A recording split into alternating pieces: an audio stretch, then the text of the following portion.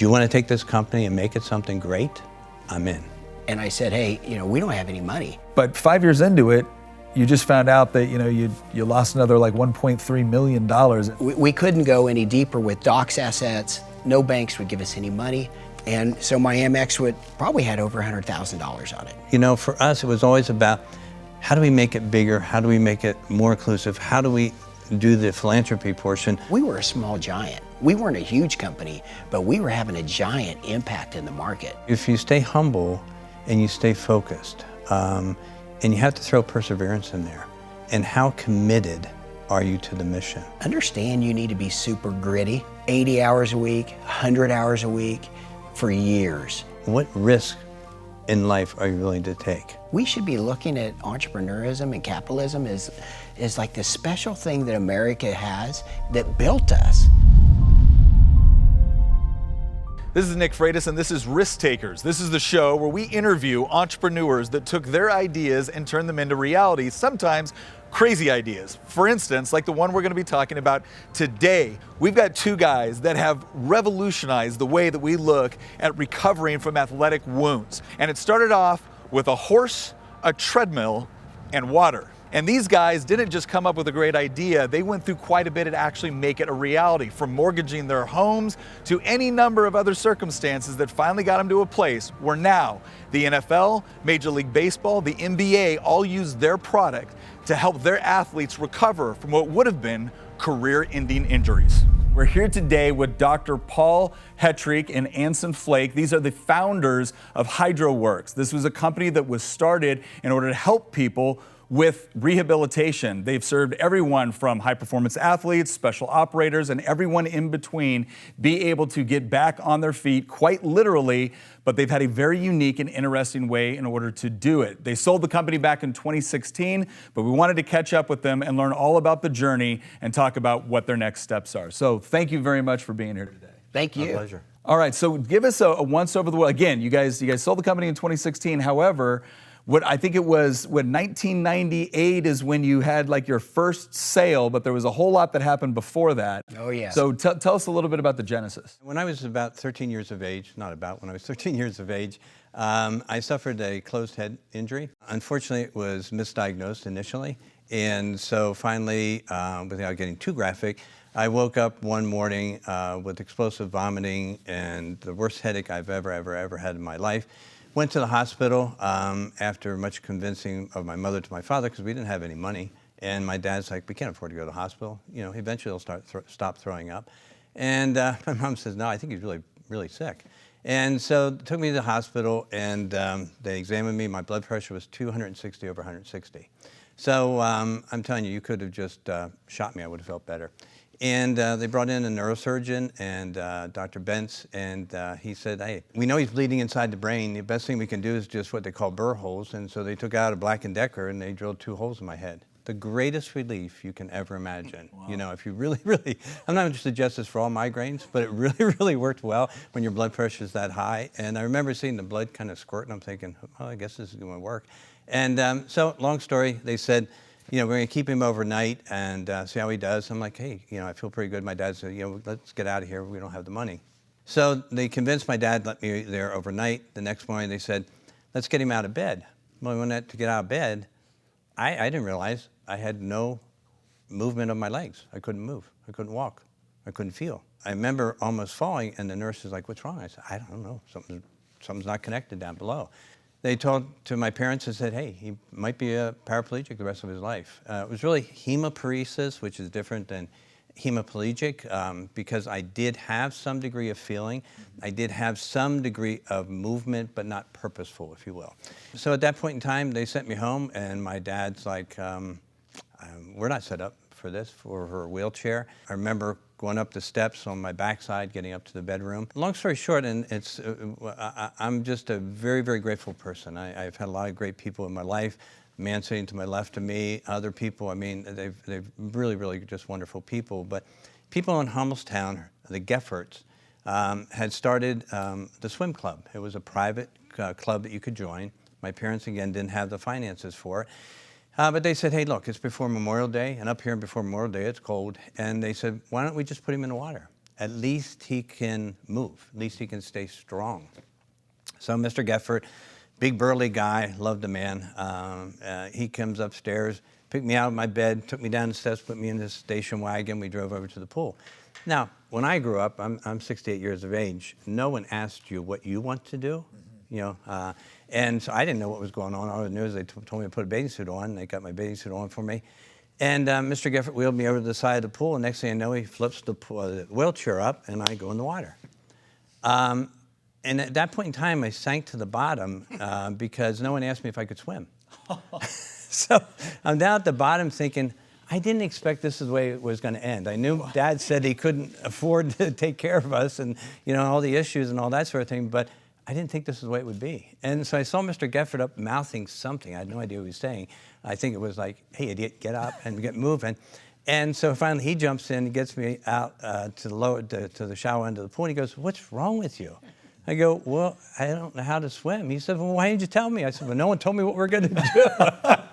So that's really the beginning of the story, if you will. So I went to chiropractic college. One of the things as chiropractors is we help a lot of people with mechanical disorders. Well, wait, real quick, because you were in a pool drowning, and then you went to chiropractor school. Like, were you walking again at some point? Well, I thought you wanted the shortened version. No, yes.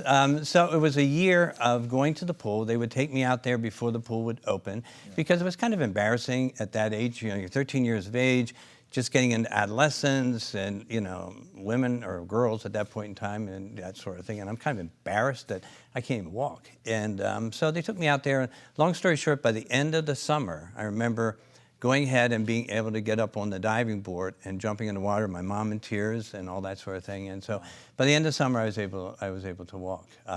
Not real great, but I was able to move and did better as life has gone on. It's my greatest excuse on golfing because if I hit a shot, it's just something's wrong with those dendrites and neurons are not firing correctly. And so I have the greatest excuse whenever something goes wrong. He's still not right, trust me. There'll be a lot of editing going on this. You're still in recovery. So as you're going through this, and obviously, I mean, because that's incredible. Did that influence you wanting to go or wanting to become a chiropractor, or did it influence you wanting to go in that particular direction?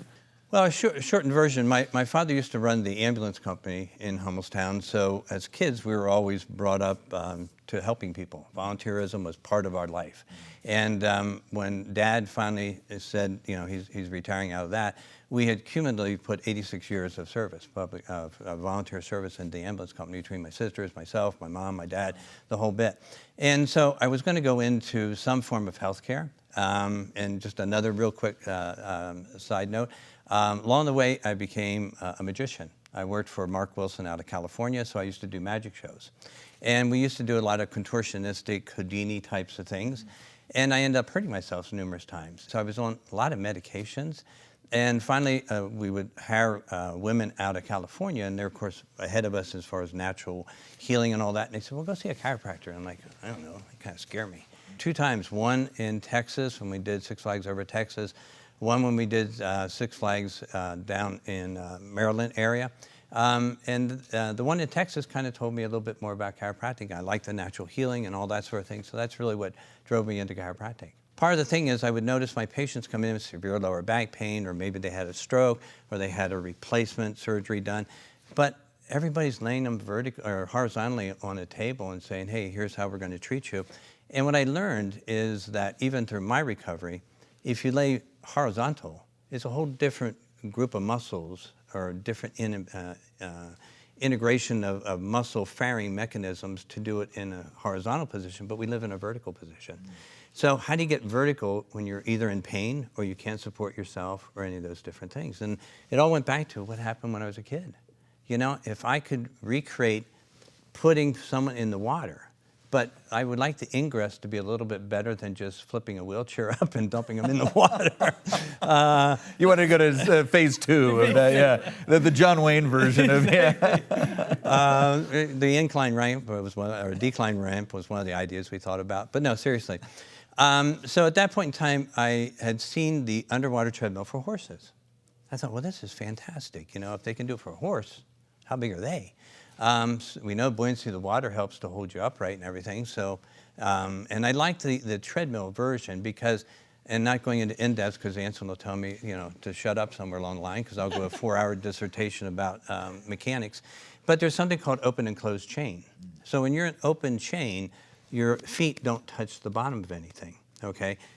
But the key is you want your feet, the distal portion of your body to touch, because then the neurological mechanisms, proprioceptive fibers, all the different neurological firing mechanisms change when you're in a vertical position.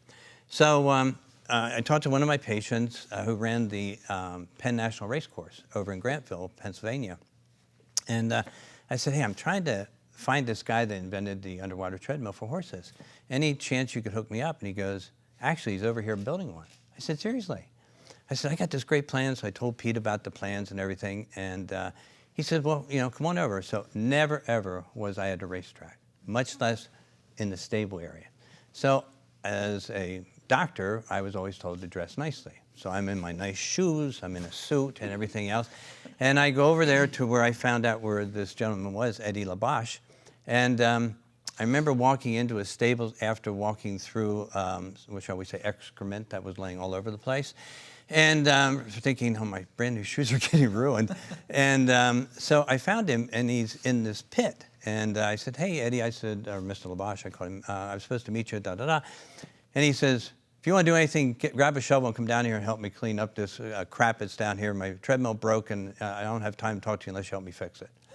So I'm taking off my jacket and all that, ruining my suit, get down there with the shovel, and cleaning out all the crap that was necessary. And long story, about 3 hours later, I showed him my plans, and I said, I'd like to do this for humans. And he said, what? You know what? He said, I'm kind of tired of the animal world. He says, all right. He said, let's go ahead and see if I can help you out. So I went back to the office, and I had an ex-NFL football player. I had a woman that was helping me doing some aquatic therapy, but just in a regular pool. So we had my father, I think it was 6 of us, went over there, agreed upon one morning at 4 in the morning, we're going to go over there before the horses came and get in the treadmill. This was on a Monday. Eddie promised me he would have it running all weekend, so it was clean. We went over there. It was far from being clean, okay? We got in there, and but I had to feel it. I had to see what it felt like, and it felt great. So really quickly moving on, Eddie and I agreed upon I would give him a check for $50,000. Now, I'm just starting chiropractic, so I don't have money. I'm thinking, $50,000, how am I going to come up with this money? And then I said, should we have a contract or anything? He goes, you don't trust me? I said, I don't even know you. He says, well, here's the deal. Give me $50,000. I need that to buy the materials. And then at that point in time, every weekend come down to New Jersey. And you can stay at my farm, and we'll build this. So I'm like, oh, that sounds like a good idea. Keep an eye on my money. He said, come down to the farm. I thought I would be invited to his house. I slept in the barn every Saturday night. And I think it was that's all... where you belong. Thank you. I think it was all the testing for that. And so we built the first model, and we put it into the clinic, and it failed miserably numerous times, all the different ways we tried to do it, because what we wanted to do was we wanted to have a floor that went up and down. So now I could ingress the pool on the level of the floor. So the patient would be able to walk or be wheeled onto the floor. The floor would lower down. Then the floor was an integrated treadmill that we could go from 0.1 miles an hour up to 10 miles an hour. And then I wanted to have cameras, because what I realized in my journey, if I could see it, I could do it. If I couldn't see it, it was hard for me to make that connection. So the camera, because if I have to look down, now I changed my mechanics of motion, and I want to stay as upright as possible. Okay. And then as I got stronger, I need to have some resistance, and that's where the jets came into place. So we had all these components that we were able to put together, and once we were able to put all these components together, then at that point in time, it was like, wow, this thing does work, and it was amazing. Helped out my patients tremendously. Numerous times, like I said, we'd end up with an oil leak, and patients would come out dripping oil. Really? Oh, seriously. It was so... Now, I got a question. Because it's hydraulically driven. So they're going in there in the treadmill and whatnot. They're coming out dripping in oil. Is that something where they Like, are they screaming like, "What is going on?" Or do they come out thinking this is part of the treatment? No, they didn't think it was part of the treatment. I guarantee you that. And I couldn't find a billable item to bill for. Well, the water looks like an oil slick. It does. Wow. Yeah. But you know what? I mean, again, I've been blessed. The patients were very kind. They accepted the fact of what just happened to them. I found out Dawn soap does work really well. But we got them cleaned up, and then Eddie and I would stay up all night long repairing the pool for the next day, because we started off with hydraulics, and then we moved into electrifying it and doing it with electric motors and everything. But and then along the way, I would be buying these products at this local electrical warehouse, and I met this guy Ray who was behind the counter. And I said he said, "What are you doing? What do you keep buying all this stuff?" He said, Why is a chiropractor coming down here and buying all this? Yeah. I said, "It's really cool." And I explained the whole thing. He said, "Can I come down and see it?" I said, "Yeah, come on down." So Saturday morning he shows up, and I show him what we're doing. And he said, "Can I go down to the basement and see the mechanics?" I said, "Yeah." And he says, "Whoa, stop." He said, "You're not putting anybody in there yet." I said, "Well, just for the last 2 months. Why?" He goes, "You never grounded the wiring." I go, "I'm a chiropractor, not an electrician." He says, "Nothing's grounded. I can't believe you haven't electrocuted anybody." I go, "That's a great point." So at that point in time, so this is the entrepreneur's theory. This is how you go through the failure. And this is when the class action lawsuits started. But fortunately, no one got electrocuted. I was, again, blessed to as much as possible. No one got electrocuted, and he grounded all the wiring for me. I looked at Eddie and go, "Eddie, do you know anything about that?" He goes, "I train horses." I go, "Whoa, we make a great team, don't we?" So anyway, so he got everything grounded and all that. And then along the way, this young man comes into my life. And I'm blessed beyond all means. And he came in, and he, as you can tell, even now is in great, excellent condition. And he wanted to be even in better condition, but he could never get his resting heart rate below a certain point because he had it was all right if I tell what's wrong? Yeah, Okay. tell him, man. He had a knee issue. And I said, "Well, let me check you out." So we did all this stuff. And I said, "Look, here's the deal. I guarantee you I can get your resting heart rate down. I'll put you in the water. I'll train you." So we did. I trained him. He got his resting heart rate down. He was sold on this whole thing. In the meantime, Ray, the guy that was working for me, because he left his job, came and wanted to be part of this new adventure, he decides he's going to leave, steals our plans, goes to an orthopedic surgeon in the area, takes those plans and says, "Hey, this guy's got this great idea. I've got the plans. Let's build this pool and all this other stuff." And I'm going to Anson, who then said that he would be considering joining me. He's an attorney, you know. The only time I ever liked an attorney. No, I'm just kidding. But I agree. but by profession, he was an attorney. And I said to him, and there's a lot of other things going on, but I said to him, I said, "You know, this is it. I'm going to sue him, and I'm this, that, next thing." And Nancy said to me, "Here's the deal. You want to sue him? I'm out." He says, "Do you want to take this company and make it something great? I'm in." He says, "Are you satisfied with the design?" I said, "Well, it's a little too expensive for this." He said, "Perfect. We're going to redesign everything." I'm like, "Great. I have no problem with the other 4 years I just spent doing this." We'll just throw it away. And thankfully, Ray escaped with the plans without the grounded wires, so he's in jail. No, I'm kidding. Well, the concept was off the charts. Right. The concept of how it was working was amazing. So you've gotten to this point now where, I mean, that's a pretty incredible journey. And now you've got a model. It's working. We're not just a prototype now. It's working. Right. There's some oil issues. We got the electricity figured out, right? But you come on the scene as a patient. Now, what are you doing before this? Because, you know, we've talked a little bit, and it turns out your life plan didn't start off with, you know what, underwater treadmills. That's what I'm going to do, right? So where did you start to get to this point? Yeah. I grew up in Kansas in a little town near Dodge City called Cimarron, a little town of 2,000 people. And my dad was an entrepreneur, a small business owner, had a contracting business. He started out as an orphan, went into the military, got some confidence, and when he came out, he started a business. It went bankrupt. Started another business. It did pretty well, but he was never really, you know, consistently successful. He was always plunging into stuff, but I watched that, and I got the flavor of entrepreneurship, and I loved it. I loved that he was taking these risks and he was trying to really do something special. And my grandma had started 5 businesses in Cimarron. Wow. She had a seed store, a family farm, a restaurant, a hotel, and then in her 80s, she started the senior center in Cimarron and worked there until she died at 92. Wow. Amazing woman. So she was really entrepreneurial. Nobody made big bucks. Nobody was hitting a home run here, but they did have great work ethic, and they had dreams, and they were really good about cash flow monitoring, particularly my grandmother. So fast forward a little bit, I go to law school in Kansas, and I'm working in a law firm for about 3 years while I'm going through law school. And I'm every year went by, I'm not liking it as much as I did the year before. And by the 3rd year, I wasn't liking it much at all. I came out to Pennsylvania, followed a girl out here. You know how that happens. We do that. Yeah. So I'm out here in Pennsylvania. I take the bar exam, become a newly minted lawyer, and shortly thereafter, I meet Dr. Hetrick. And I know, I'm ready to do something different, ready to not be a lawyer. And just, God, fate, luck kicks in, and a friend tells me about Dr. Hetrick, Caroline Mace. Mm-hmm. And she says, hey, this guy's invented this incredible underwater treadmill system. It may be able to help you with your knee issue. You got to meet him. Really, you got to meet Dr. Hetrick. So I went down there and rehabbed in his unit. And like he said, I started training in it after this little rehab, maybe a month-long rehab.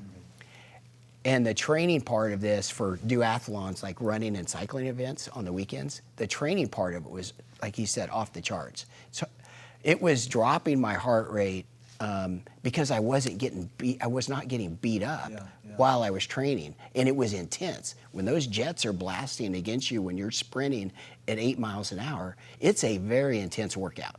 So it's spiking your heart rate. But when you get out, you don't have the lactic acid buildup, and you don't have the micro muscle tears, so your recovery is almost instantaneous.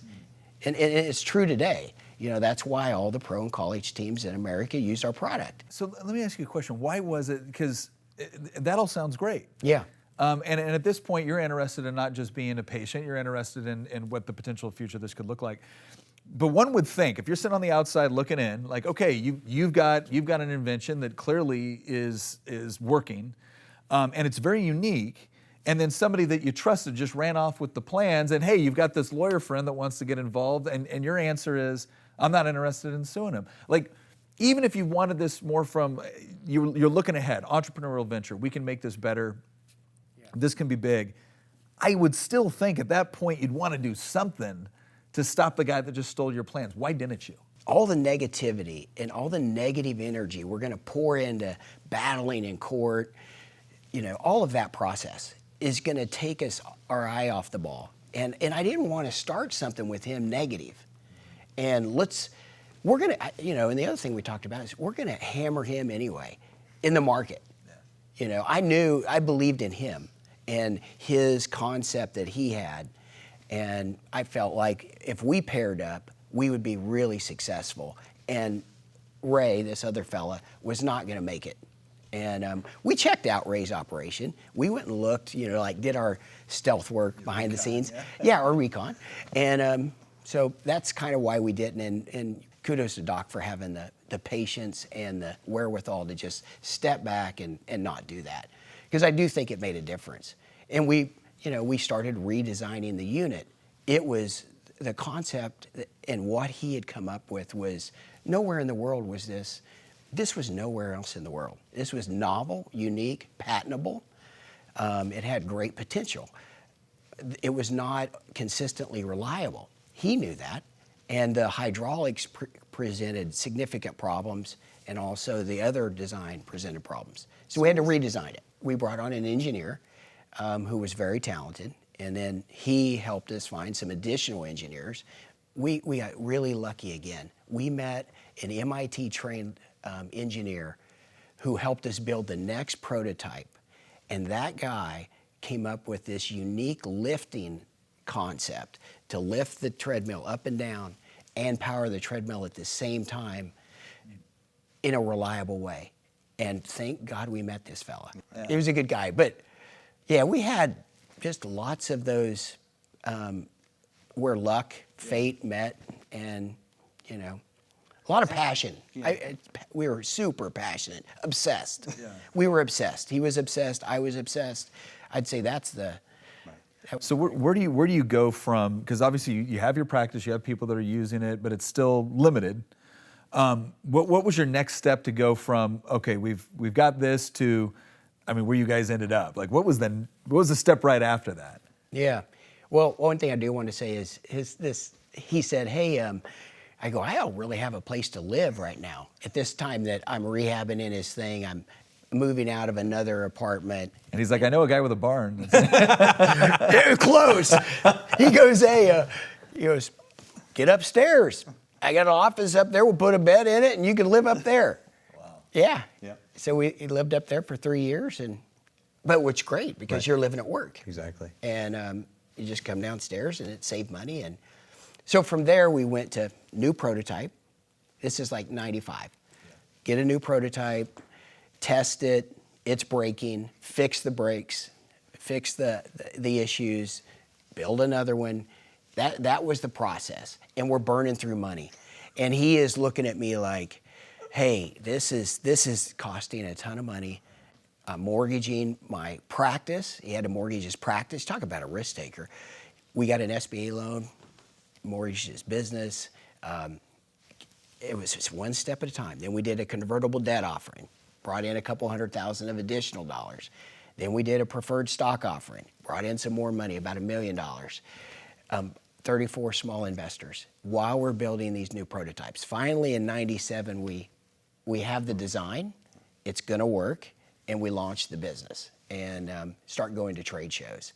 And this is a bootstrapped operation, seriously bootstrapped. We've got personal guarantees everywhere, and we're slowly making it. We sold 1 pool the first year, 8 the next year, maybe 15 the next year. And that's when we started developing some wild stories, of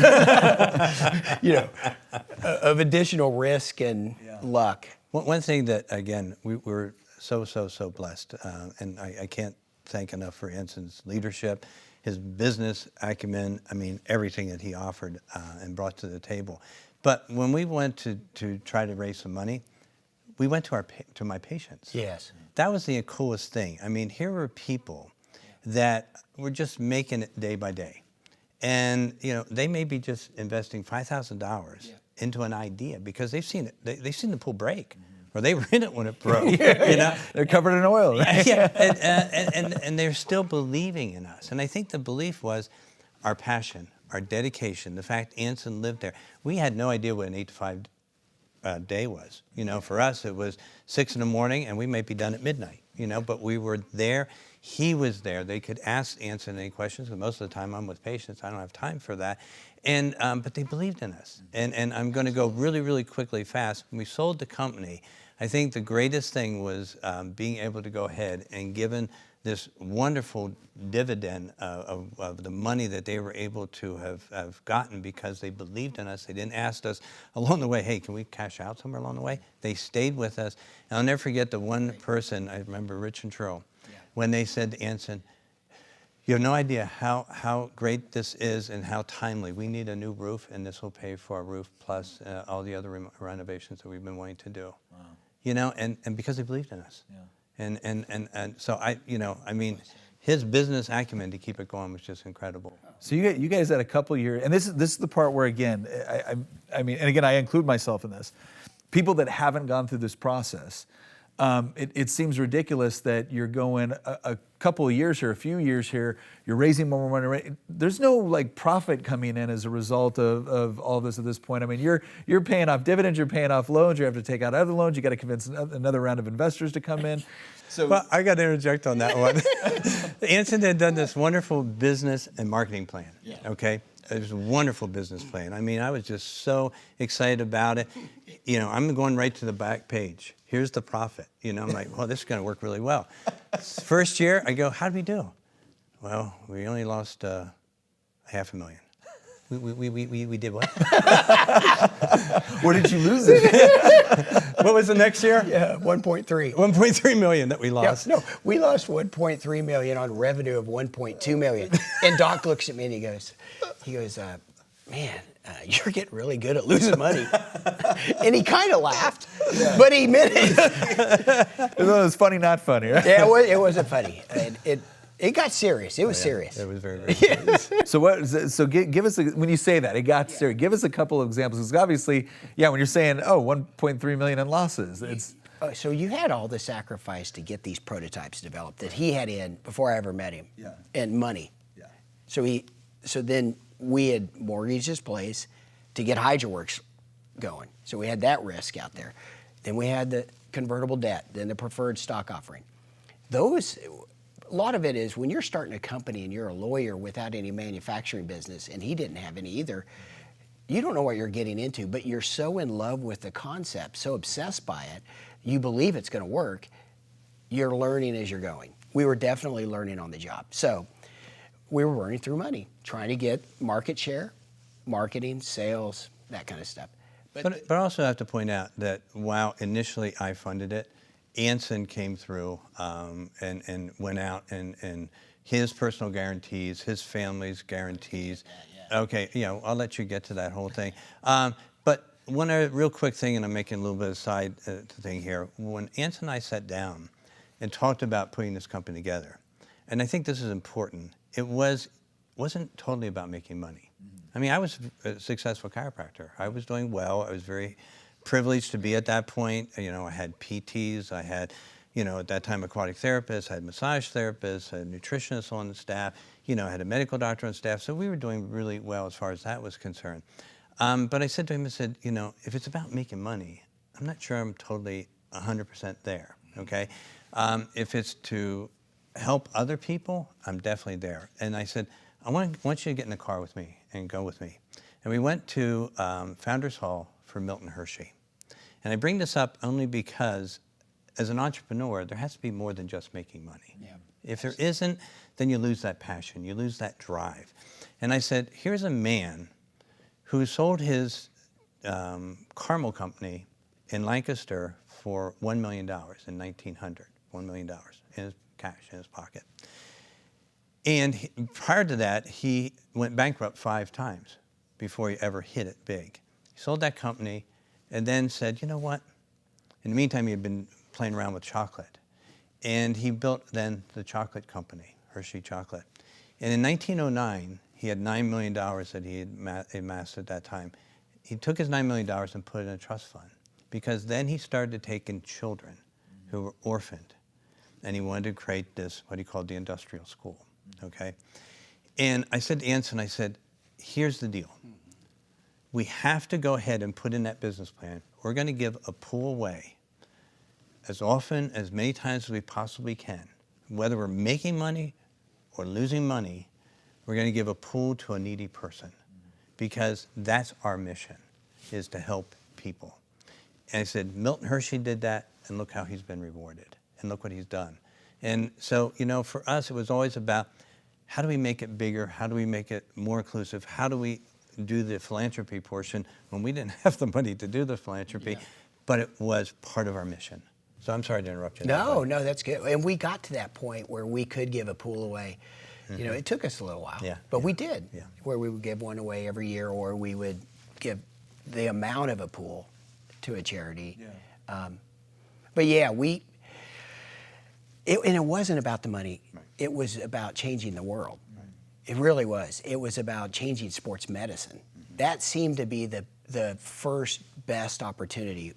When you looked at sports and you looked at the salaries that these athletes were making and you looked at how quickly they really needed to be off the bench out onto the field, it seemed like a great opportunity for us to take this product and accelerate the rehab times. So you've been going through a couple of years now. You've got your workable prototypes. You're obviously working some of the practice. You've gone to trade shows. You've sold a few. Yeah. So we're past proof of concept right now. This thing works. This thing works. So what do you think is probably one of your first big breakout moments? Yeah, I would say the all-in moment might be, there was an all-in moment in 2000. And 2000 was the year after we lost 1.3 million on revenue of 1.2 million. And we were on the brink. We couldn't go any deeper with Doc's assets. No banks would give us any money. So Mike McHugh, who was also one heck of a guy in our company, former pro hockey player and also partner, he and I put up our houses, and then we went to the banker and said, hey, we've got 2 houses here. We know Hydroworx can't get any cash, can't get any loans, but how about loaning us money? And we had a little bit of equity in our homes. And he goes, well, that's not even going to cut it. How much? You need 1.3 million is what we figured we needed. And so then we went to his in-laws, and his in-laws put up a house. They had a house free and clear. They had several houses free and clear, but they put up a house. So brought that back to Jeff, the banker. He goes, that's awesome. He goes, I talked to the board. We're going to need more homes. And so, I went back to Mike, and I said, hey, let's talk to Norm and Marge again, his in-laws. And they put up 2 more homes. So we had 5 homes in total. Wow. And closed on this $1.3 million loan. And then we took that money personally and injected it into the business. And then so it was those series of investments over time and that final one that got us kind of over the hump. And then we started, that was enough cash to make more traction in the market, hire more salespeople, travel more aggressively, and we slowly began. The big deal was the Indiana Pacers. When we got the Indiana Pacers, their head athletic trainer, David Craig, was an awesome physical therapist, athletic trainer, well-respected, and that was our first sports deal. And we got lucky that it was David Craig, and he was passionate about it and a wonderful guy. And he promoted it out into the sports market. And the word of mouth, after we got it installed, started to spread. And then we got another deal with Oklahoma State. Then we got a deal with the Cincinnati Bengals. And pretty soon, over time, over many years, decades, we became the mainstay. And now I guess Hydroworx today would have 29 or 30 of the 32 NFL teams, 29 or 28 of the 30 NBA teams, almost every Major League Baseball team, all of the top 25, pretty much, every team. Multiple units on the campus. You might have 10, 15 units on a campus, maybe 20 now. But it was a step, it was a process. Lay a good foundation, build from that, grinding it out kind of thing. All right, so obviously as you guys are going through this whole process, barely making it year to year, you're not even sure if you're going to be able to continue. What are some moments that you can remember from that time that really kind of illustrate what it felt like to be a struggling entrepreneur? Yeah. Well, we have one where we're out to dinner with a pro team, okay. And they're one of the biggest in the United States, and they've got 6 or 7 of their sports medicine staff there at a nice steak restaurant, and we're eating dinner, and I start to get nervous because we had put, on my Amex. Amex has no limit.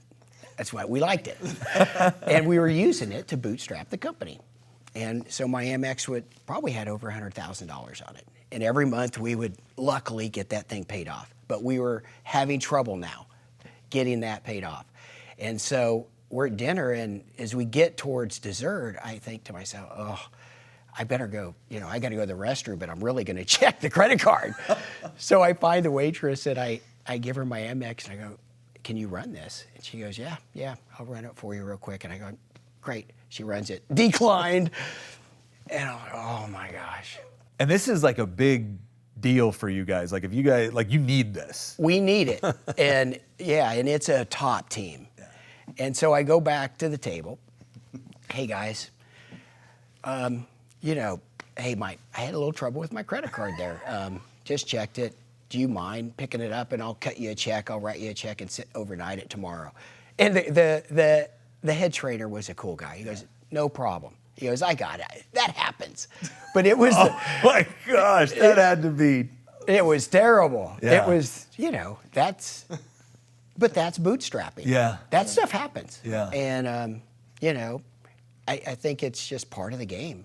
Wait, Did they actually sign on with you? No, here's the thing. No, we did. They didn't. Yeah. They didn't. We didn't get the deal. Wow. But 15 years later, we did, and it was a big deal. Big deal. Any of the It same all worked people out. at that table 15 years later? Yes. Really? Yeah. Wow. And it didn't end up being, I think that didn't kill the deal. Sure. Maybe it didn't send a great impression. But that's grinding it out. Yeah. We didn't look at it like we're failures. We looked at it like, hey, we're not taking venture capital. Yeah. We're not going that route. We're bootstrapping and preserving the equity, for the founders and for the rest of the investors that had put in their hard-earned money. Yeah. We had another story where that kind of ties back into that. Our second pool we ever sold was through a friend of a friend to the Crown Prince of Saudi Arabia. A friend of a friend. The Crown Prince of Saudi Arabia. That's the second one you've ever sold. Yeah. So at this point, were you still having any issues with like Yes. oil and like, okay. Yes, and we did this because we could get a big down payment, and he had the money, and we could get a big down payment. And at that time, we were struggling. These were the early years, and so the first install took 3 weeks in South Bend, Indiana, and so this was scary. And as we manufactured the unit and we packaged it up and put it into the shipping container that's on the tractor trailer to take it to the port of Philadelphia to ship it to Casablanca, Morocco, to this palace for this Crown Prince. Right as we closed the doors on the container, our top technical guy said, "Anson, I quit. I'm not going to Morocco." And I about had a heart attack. Seriously, I did have a panic attack. And then he went, got in his car, and drove off. And I would call him over the weeks until we had to go to Morocco and try to talk him into it. No, I'm not going. Well, we piecemealed an install team together, and we get over there, and we're having all kinds of issues getting this thing installed. And they tell us, this is probably 5 weeks into it. And I'm not there the whole time, but I'm back and forth. But our 2 installers are there. And the doctor and the therapist for the Crown Prince say, "Hey, Anson, I need to take you to dinner, and we need to talk about the problems with the underwater treadmill because the Prince is coming." And so we go to dinner, and at dinner, he said, "Oh, make sure you bring the foreman." So I brought the foreman, and we're sitting in this fancy Casablanca restaurant, and he goes, "Hey, Anson, I know tomorrow's Thanksgiving, and you're doing an all-nighter, and have a great time with your family at Thanksgiving." And he turns and looks at our foreman, the doctor does, and he goes, "Ron, unfortunately, you must stay." And he didn't smile, he stared him down. Yeah. And Ron had that look of like, I think I just got kidnapped. And this guy meant it. Yeah. He wasn't going anywhere. Yeah. And I said to the doc, "Hey, can I talk to Ron for a second?" And he goes, "Yeah, we'll go to the bar and you guys go ahead and talk." And I said, you got kidnapped. Yeah. And I go, "We'll figure it out." And he was, he calmed down a little bit, and we stayed, didn't go home. We fixed it, and we got out of there. And the kicker was the Crown Prince never came and used the unit. Ever. He never. You're kidding ever. me. No. But we got our money. Yeah. We got a great install that we could talk about. And we survived for a couple more months on that cash flow. And so that was another time where we thought either he's going to shoot us with missiles. I mean, we would laugh about it. We said he's going to send Scud missiles over here and blow us up, or he's going to sue us. Yeah. But it all worked out. Was there ever a point? Is there a story connected to where you guys looked at each other and said, "Oh my gosh, we've done it"? This is probably 2005. We were traveling, and Doc wasn't with me, but you can relate to this. So we were traveling, and I went into one of the bookstores in an airport, and the Cincinnati Bengals trainer had called me and said, "Hey, Sports Illustrated was over here and shooting some photos, and just wanted to let you know, maybe you'll have a little piece in there on the Hydroworx." And I told Doc, I told the whole team, and we were excited about that. So I go into this bookstore in the airport, and on one wall, 5 across, for probably 3 levels, maybe 4, the cover of Sports Illustrated was the Hydroworx with Carson Palmer in it, rehabbing, and it was the whole cover. And you know, that was a moment where I felt like, hey, we've done pretty well. You know, that was pretty cool. Getting athletes super fit that then went on to get a silver medal and a gold medal, that were using our products as a key part of their training with the Nike Oregon project, that was really cool. And then they got a silver and a gold in London. That was really special. I would say at one point we had, you know, all of the top 25 teams in football. That was cool. Now, how long a time period are we talking between, you know, okay, you got the Indiana Pacers, and then now it's like top 25 teams. Like, how long a time period between? 18, really, from 98 was the year one of sales to 2016. It took that window of selling and installing and servicing units. So 18 years. But before that, the thing is, he started in 87 with his idea. And then you get to the early 90s when we meet, then we have to, you know, build the company, right, and get the prototypes right, and then you get to market. I mean, this was a long grind. From idea to marketplace, at the point where you thought, okay, we're going to be okay, that's at least 13 years. Yeah. Wow. Think about that.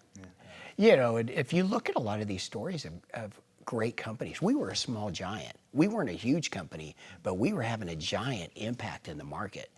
And if you look at Nike, read the story of Nike. Long haul until they finally hit it.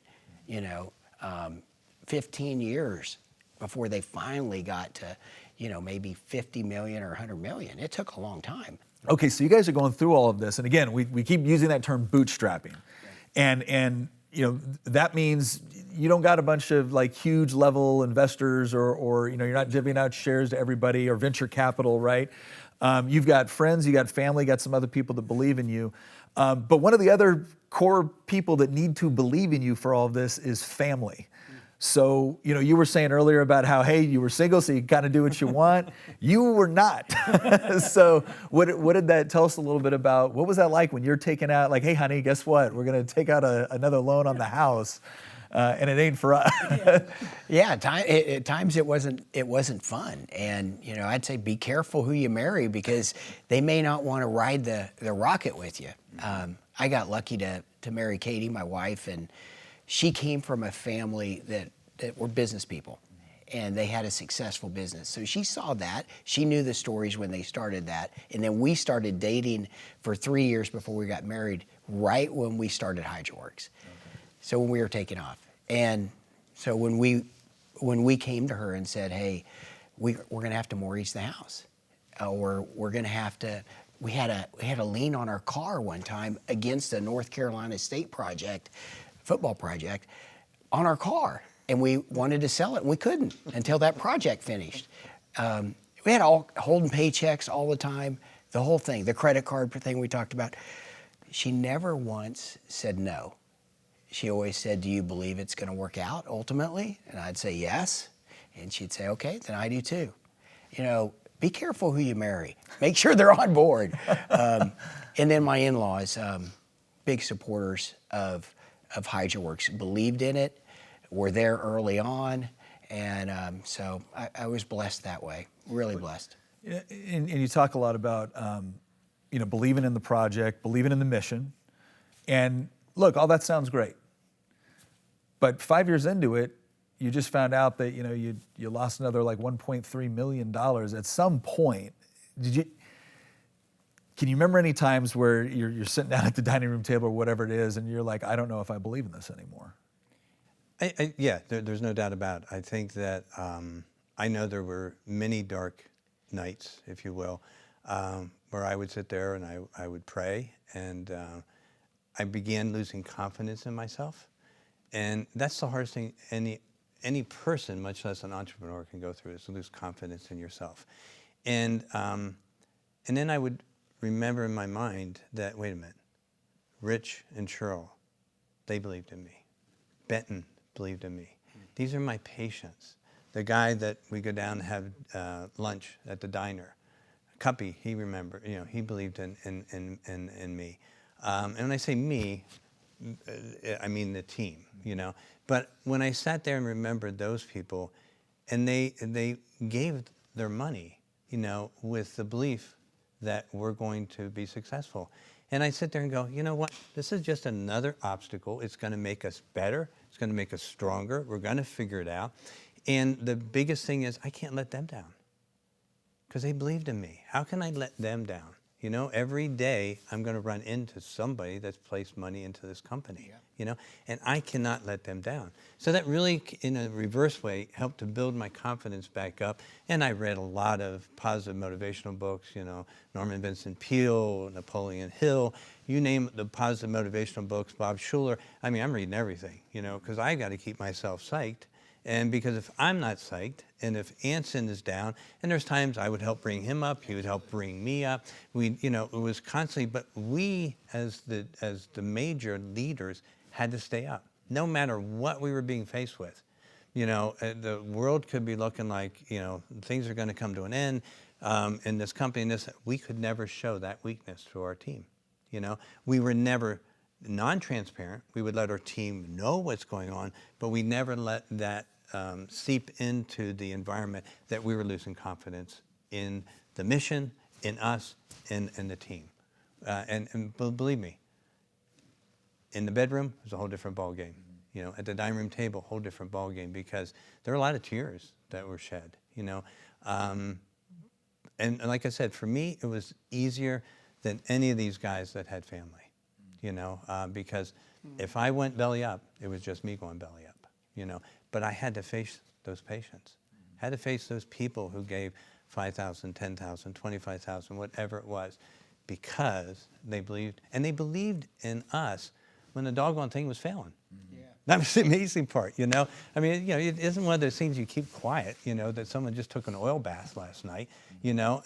Yeah. I mean, we cleaned it up by the next morning. We didn't sleep that night, but everything was cleaned up.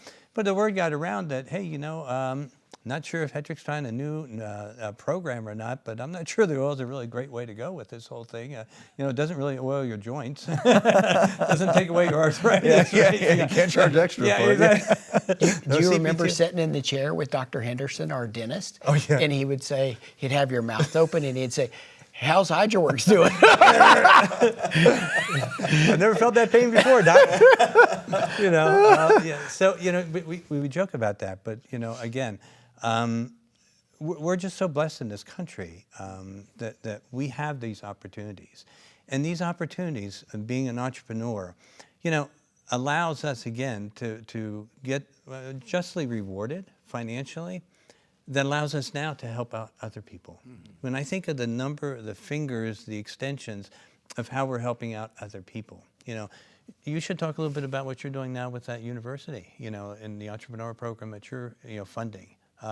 Because, you know, if we weren't successful financially, we couldn't share those rewards, those riches. I mean, I just signed a contract to give $1 million to Palmer College of Chiropractic. Never in my life did I think when I graduated in, I think back here, it's a long time ago, 1977, that I would be able to reward the institution that taught me about the human body and how it functioned and all that sort of thing. Awesome. That now that I'm able to endow a program in sports and rehabilitation, the first CC accredited program that will be out there. But I couldn't do that without being successful with what we did with Hydroworx. Make sure you teach him some of your engineering tricks. Electrical engineering. We'll short circuit that nervous system for you. But I think on that line, and just if you allow me to go here, I remember one time we were at a meeting with our team, and Anson asked me, hey, would you come in and just talk to him a little bit? Because again, I was more on the outside for a large portion of this because I was staying in the clinic, you know, running that, keeping that going and all that. Anson and the team were out in the field making things happen, all that. I mean, I if anything, I was a pain in the backside saying, hey, let's do this, let's add this. And they're like, hey, cool. But I said to him, I said, you know, one thing that you guys should all be really, really, really super proud about.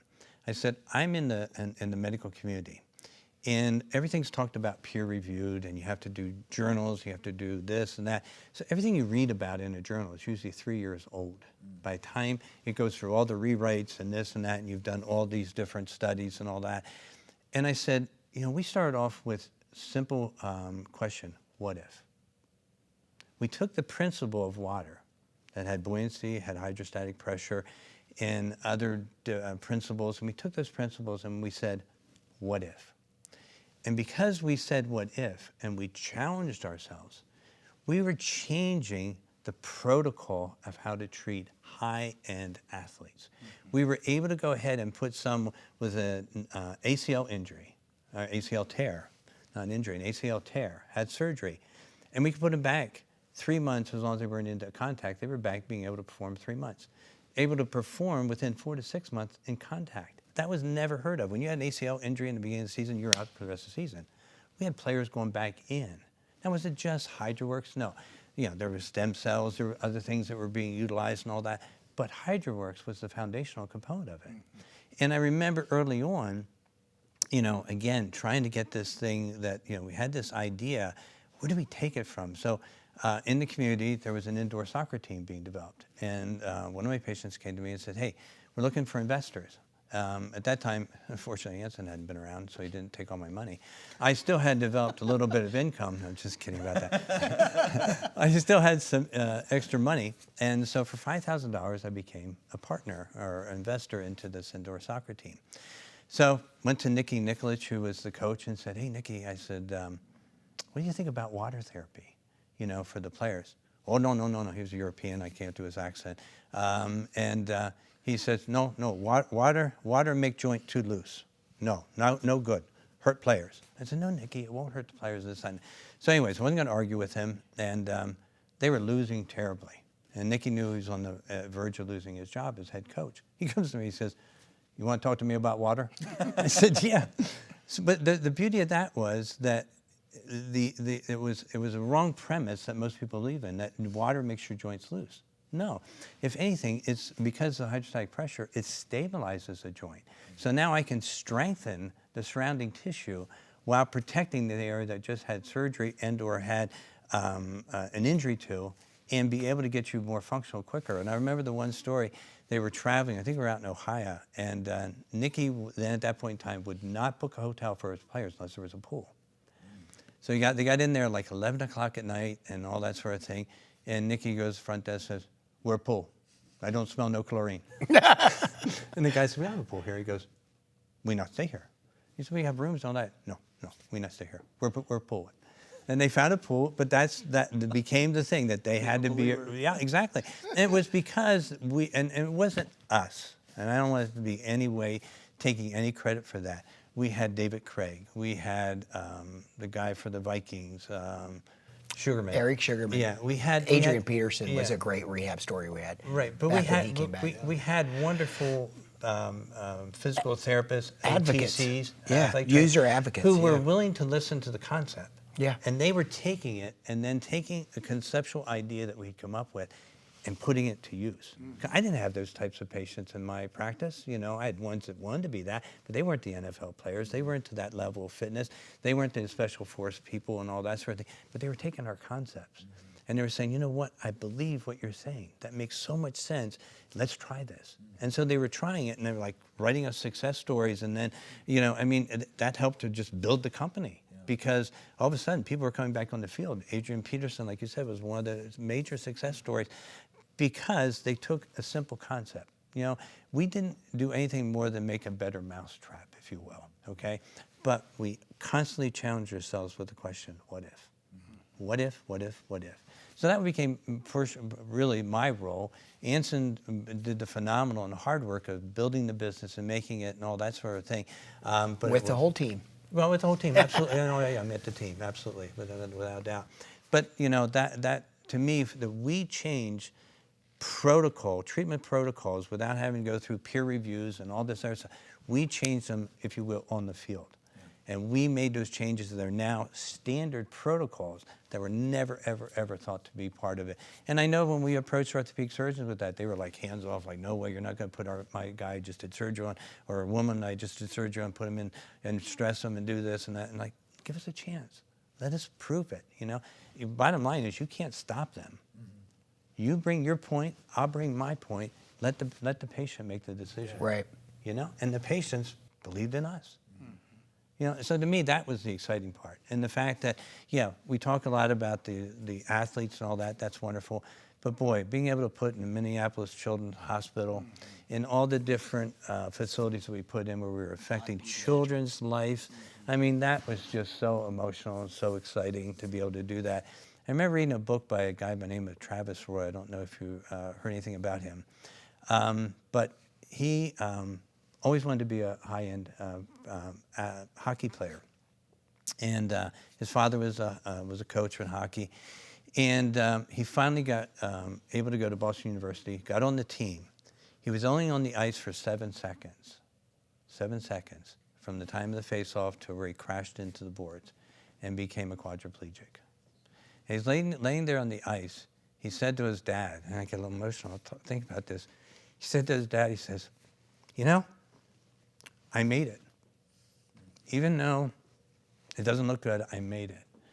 And in his book, he talks about for his first part of his life, first 25 years of his life was filled with passion. The remainder of his life, he recently passed away, I think a couple years ago, was filled with purpose. Another thing I want to add, this is kind of near and dear to my heart because I'm a former special ops guy. Yeah. You guys did a project a while back. Talk a little bit about that. Yeah. Yeah, the underwater marathon. Right.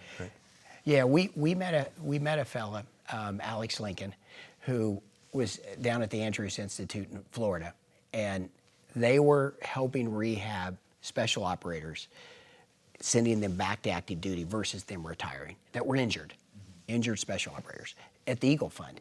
And so Alex was a friend of mine, and he said, hey, can you help us raise some money for this? And so talked to Doc, talked to Mike McHugh, Rob Miller in our company, and we agreed to do an underwater marathon. And so we put together this underwater marathon with 16 underwater treadmills in the parking lot of Trogs Brewery, and had 205 people, I think, run in it. Wow. And raised about $400,000 in an afternoon. And it was awesome. And 66 operators, Alex told us 66 operators went back to active duty with that funding. Wow. And that was huge for us. Well, I can tell you it's been, I had personal experience with this, not only with obviously friends that got wounded and didn't want to get out. They still wanted to serve. And there used to be certain injuries where when you sustain that was it. And I witnessed the same thing with my father. He had a stroke at 39, had to leave the police department. And so again, it's something I truly appreciated because I know friends of mine that, are able to keep on serving and being able to continue to do that is, I will tell you, it is not just financially convenient. My dad used to tell me, he said, Nick, there's some jobs that you do and there's some jobs that are part of who you are. Yeah. And so you guys being able to contribute to that and help those guys continue to be a part of who they are and get that purpose in the work that they're doing is very impactful and very meaningful on a personal level for me. Because I have 3 kids, 19, 17, 14. And so we're all having that talk about college or about, starting a business or going into trades or whatnot. And I kind of get this idea, and I've seen this before as a state legislator, as a father, as someone that goes and talks to a lot of student groups. There's this idea that success is determined by a particular path, and that path has to, you go and you graduate high school, and then you go to college, and then maybe you get your master's, and you do all these other things. And you guys did some of these things, right? It's not that you didn't, make use of higher education. Yeah. But if you were talking to somebody that did have an idea that they were passionate about, what is one piece of advice that you would give them, piece of encouragement, and what is one warning that you would give them? Yeah, you go first, buddy. I think staying humble is really, really, really important. If you stay humble and you stay focused, and you have to throw perseverance in there. And how committed are you to the mission? How committed and what are you willing, what risk in life are you willing to take? You know, for me, it was always somewhat easier because I was a single person. I look at Anson, I look at Mike, I look at Rob, and all the team members, they all had families. You know, and that puts a lot of stress on us as founding partners that we have a lot of people's lives that, you know, we can't fail. We've got to make this successful because they've given up their whatever passion that they had to come on board. And they want to be part of our team. And so we need to make sure that we're financially successful for them. So I think being humble, for me, I'm a Christian, a lot of prayers, you know, a lot of doing it for the right reason. And for us, it was never about making the money. Are we blessed that we were? Yeah, that's wonderful. And I can tell you the man to my left has given a lot of money to organizations, and I'm able to do that. And I tell you, there's nothing greater than being able to reward other people who have a similar mission, or maybe not even a similar mission, but have a mission, they need some help, and you're willing to be able to be there as part of them helping them. So I'm not sure if I answered your question. Well, you did. But do you think, I think about this, I got married at 19, right? And you start to think, you know, wife, kids, mortgage, you know, you got to, so do you think we don't do a good enough job explaining the amount of risk involved in entrepreneurship, but also the necessity of it? Yeah. Well, absolutely. I don't, you know, I studied to be a chiropractor. I knew nothing about business. Thank goodness he was a lawyer. I remember in Phil Knight's book, who did Nike, of course, he said the two best employees were lawyers and accountants. No, seriously, because they offered you the greatest flexibility, the greatest needs for growing a company and what was necessary. So, yeah, we definitely don't train our kids. I think that, you know, do you think that, okay, if I get a master's degree, I'm automatically going to make $75,000 a year. I'm going to have health care, I'm going to have this, I'm going to have that. And so, you know, it's just not a reality. You know, I think it's getting back to what our country was founded on, you know, and the fact of how much are you willing to sacrifice? You know, you look at the founding fathers, George Washington, all those people. You know, not only did they give up everything they owned, but if they failed, they were going to get killed. Right. Now that's really putting it out on the line. You know, how many people are willing to do that? Okay. And so, you know, I think as an entrepreneur and being able to be in this country, you know, I think it's sad that certain zip codes determine or potentially determine your future.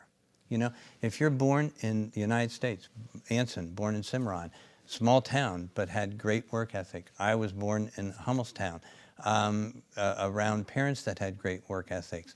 And so, you know, the opportunity was there, you know, and I think staying humble, that I remember one time Anson said, hey, the product is as good as it's going to get right now. We need to go out to market. I'm like, yeah, but I'm the kind of guy who wants to be absolutely perfect.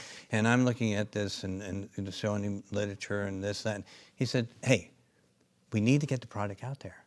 You know, let's just go. And so, you know, had I not listened to him about, you know, being emotionally involved and wanting to sue somebody, you know, it's listening to others who are kind enough to help mentor you during this journey and listening to what they have to say and taking it to heart. I think that was really, really important. I'll shut up. Go ahead. No, that's good. Yeah, I would say one thing for an 18-year-old, 16-year-old, I'd say is be open. And you never know when fate's going to knock on your door. And it could be the most, you know, that wasn't obvious that this fellow would have this amazing product and that I would love him and believe in him and his product and want to go into business with him. That wasn't obvious. You know, it was fate, it was luck, it was God. And be open. That would be one thing. Don't get fixed on a path. Be open to, you know, the path less taken. And because that is what led me to Hydroworx. That would be one thing. Another thing would be understand you need to be super gritty. We talked about it, you know, gritty like 80 hours a week, 100 hours a week for years. that may be necessary. And that's why you better believe in it and love it and be obsessed. Not about the money, but about what this thing does, the purpose of it, because that'll carry you through those tough times. It also give you the courage to take the risk that's necessary. So those are a couple of things I can think of. And one other thing is, it's going to take a team. And if you're fortunate enough to have a Dr. Hetrick, a Mike McHugh, Nicole Biesecker, Rob Miller, that we had, these wonderful people, realize it's going to take a team. No one person does it. That's a humility. Realize that you need this team and rely on them and cut them loose to do their job. He was good about letting me do my job and not meddling, you know. So I think those are key things. And I think on to that point, Anson was right about that. There became a point where I wanted to meddle into too much. You know, I wanted to do the chiropractic, I wanted to run this business, and I'm trying to tell Anson Hydroworx and all that. And one day we had just a sit down, and he goes, "Hey, buddy, I love you and everything else," but he says, "Can I just do what I need to do?" In plain words, just shut up. In the nicest way possible. And he was 100% correct, because now, and you know, he traveled, he did all that because I was privileged. I could stay back and run what I was doing. And initially that was absolutely necessary because I was driving the money funding in the beginning. But it allowed me to do what I enjoyed doing. I enjoyed patient care. He was wonderful, enjoyed the business care, and he and the team, they traveled around the world. I mean, like I said, given, you know, not being able to be there for holidays and things of that nature, they did it. So it was the team. So you let everybody be good at what they were good at. Absolutely. Yeah. One other thing I'd say about America, you know, and business and capitalism and entrepreneurship, like you said, it's critical for this country, and we have to protect it. We should be looking at entrepreneurism and capitalism as like this special thing that America has that built us, and we need to protect it, and we need to teach those values to the kids, and teach them that it's going to be tough, it's going to be hard, you need to be patient, and be open to opportunities. Be looking for opportunities, and quit looking for what's wrong in this country. You can still go out and start a business today and crush it. It hasn't changed. Maybe the attitudes of some are changing, and they need corrected. And so I still have great hope and faith that our country is going to get on track. And, you know, and it's things like this that you're doing that help spread the word, you know. It's not a bad thing to be an entrepreneur. Well, again, I can't thank you both. I mean, this has been an absolutely incredible discussion. Thank you for your insight. Thank you for the work that you've done, not just as entrepreneurs, but what you've also done as philanthropists. So I'm Nick Freitas with Risk Takers here with Dr. Paul and Anson, and thank you very much. Thank you.